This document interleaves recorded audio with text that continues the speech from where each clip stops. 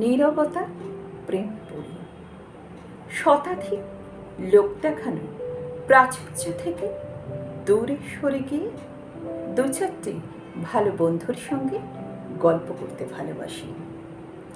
দেখনদারি সম্পর্কের ঊর্ধ্বে গিয়ে খুব গোপনে কারো কাঁধে মাথা রেখে সূর্যাস্ত দেখতে ভালোবাসি।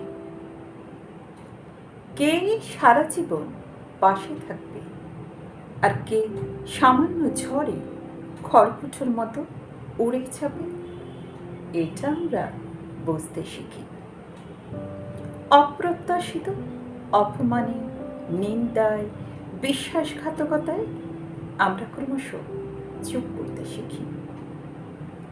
কার কথা ভেবে চোখের জল ফেলা উচিত আর কার কথা ভেবে এক ফালি হাসি হেসে উড়িয়ে দেওয়া উচিত, এটা আমরা বুঝতে শিখি।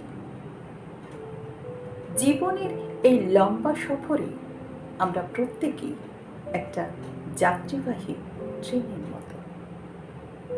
কোন স্টেশন এলে আমাদের নামতে হবে আর কোন স্টেশন এলে আমাদের গতিবেগ বাড়িয়ে দিতে হবে, এটা আমরা বুঝতে শিখি।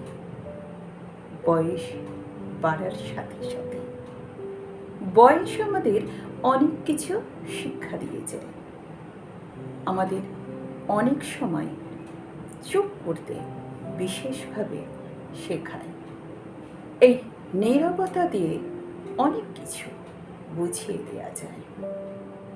বয়স যত বাড়ে আমরা অনেক কিছুই